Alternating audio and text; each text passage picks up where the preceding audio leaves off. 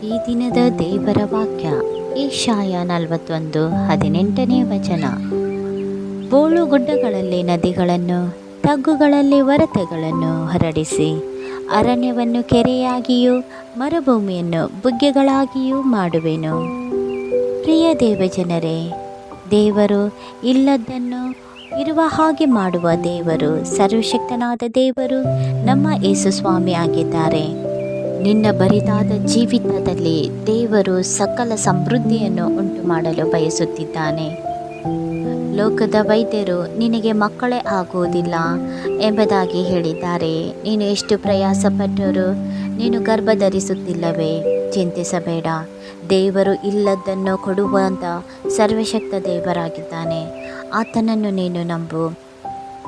ದೇವರು ನಿನ್ನ ಗರ್ಭದ್ವಾರವನ್ನು ತೆರೆಯ ಮಾಡಿ ನಿನಗೆ ಪುತ್ರ ಸಂತಾನವನ್ನು ಅನುಗ್ರಹಿಸುವ ಆತನಾಗಿದ್ದಾನೆ.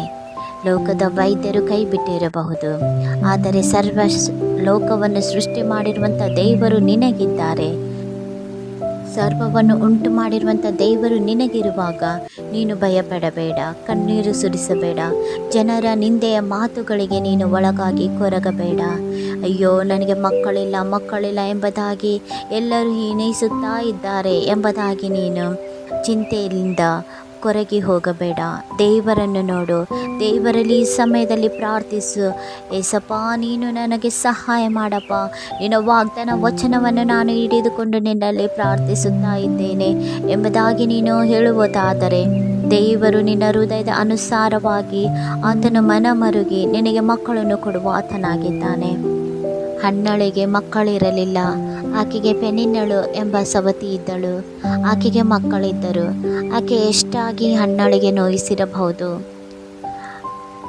ಹನ್ನಳಿಗೆ ತನ್ನ ಮಕ್ಕಳನ್ನು ಕೊಡದೆ, ನನ್ನ ಮಕ್ಕಳನ್ನು ಮುಟ್ಟಬೇಡ, ನೀನು ದೂರ ಸರಿ, ಈ ರೀತಿಯಲ್ಲಿ ನಿಂದೆಯ ಮಾತುಗಳಿಂದ ಆಕೆಗೆ ತುಂಬ ನೋವು ಪಡಿಸಿರಬಹುದು.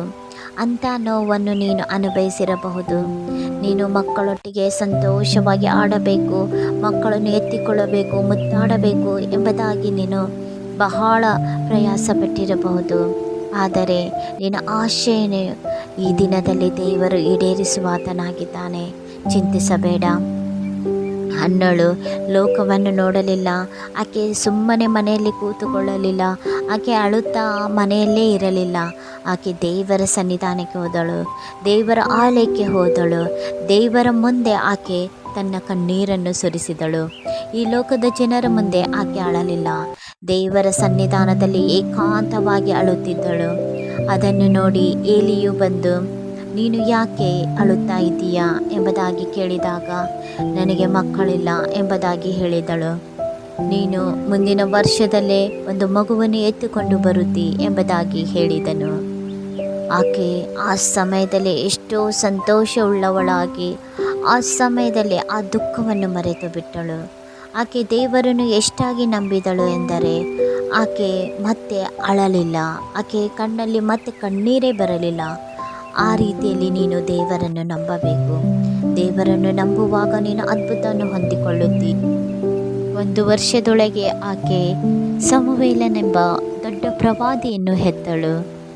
ಪ್ರವಾದಿಯು ದೊಡ್ಡ ದೊಡ್ಡ ರಾಜರುಗಳನ್ನು ಅಭಿಷೇಕಿಸಿದನು. ಸಮುವೇಲನು ತನ್ನ ಚಿಕ್ಕ ಪ್ರಾಯದಲ್ಲೇ ದೇವರ ಸ್ವರವನ್ನು ಕೇಳಿದನು. ಆತನು ಸೌಲ, ದಾವಿದ ಎಂಬ ದೊಡ್ಡ ದೊಡ್ಡ ಅರಸರುಗಳನ್ನು ಅಭಿಷೇಕಿಸುವ ವ್ಯಕ್ತಿಯಾದನು. ನೀನು ದೇವರಲ್ಲಿ ಪ್ರಾರ್ಥಿಸುವಾಗ ದೇವರು ನಿನಗೆ ಮಹತ್ತಾದ ಕಾರ್ಯಗಳನ್ನು ಮಾಡುತ್ತಾನೆ. ಆತನು ನಿನಗೆ ಕೊಡುವುದಾದರೆ ಒಳ್ಳೆಯದನ್ನೇ ಕೊಡುತ್ತಾನೆ. ಆದ್ದರಿಂದ ಪ್ರಿಯರೇ, ನೀವು ಈ ದಿನದಲ್ಲಿ ಮಕ್ಕಳಿಲ್ಲ ಎಂಬುದಾಗಿ ದೇವರಲ್ಲಿ ಪ್ರಾರ್ಥಿಸುವಾಗ ದೇವರು ನಿಮಗೆ ಒಳ್ಳೆಯದನ್ನು ಕೊಡುತ್ತಾನೆ. ನಿಮಗೆ ಭಾಳ ಸಂಗಾತಿಗಾಗಿ ನೀವು ಪ್ರಾರ್ಥನೆ ಮಾಡುತ್ತಿದ್ದೀರಾ, ದೇವರಲ್ಲಿ ಪ್ರಾರ್ಥಿಸಿರಿ. ದೇವರು ನೀವು ಪ್ರಾರ್ಥಿಸೋದಕ್ಕಿಂತಲೂ ಒಳ್ಳೆಯ ವರವನ್ನು ಆತನು ನಿಮಗೆ ಅನುಗ್ರಹಿಸುತ್ತಾನೆ. ನಿನಗೆ ಕೆಲಸವಿಲ್ಲವೆಂಬುದಾಗಿ ನೀನು ಅಲೆಯುತ್ತಾ ಇದ್ದೀಯಾ, ದೇವರಲ್ಲಿ ಪ್ರಾರ್ಥಿಸು. ದೇವರು ನಿನಗೆ ಒಳ್ಳೆಯ ಕೆಲಸವನ್ನು ಕೊಡುತ್ತಾನೆ. ಹಾಗಾದರೆ ಈ ಸಮಯದಲ್ಲಿ ನೀವು ಈ ವಾಕ್ಯವನ್ನು ನಂಬುವುದಾದರೆ ನನ್ನೊಟ್ಟಿಗೆ ಹೀಗೆ ಪ್ರಾರ್ಥನೆ ಮಾಡಿರಿ.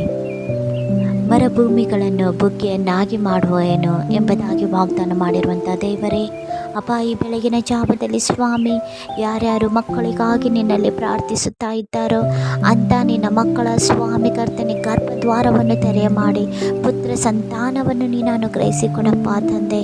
ಅಪ್ಪ, ಬಾಳ ಸಂಗಾತಿಗಾಗಿ ಸ್ವಾಮಿ ಎಷ್ಟು ದಿನಗಳಿಂದ ಅಪ್ಪ ಕರ್ತನೆ ನಿನ್ನಲ್ಲಿ ಪ್ರಾರ್ಥಿಸುತ್ತಿದ್ದಾರೋ ಅಂತ ನಿನ್ನ ಮಕ್ಕಳನ್ನಪ್ಪ ಕರ್ತನೆ ನೀನು ಮುಟ್ಟಪ್ಪ, ಅವರಿಗೆ ಒಳ್ಳೆಯ ಸಂಗಾತಿಯನ್ನು ಅನುಗ್ರಹಿಸಿಕೊಡು ನನ್ನ ರಾಜನೇ.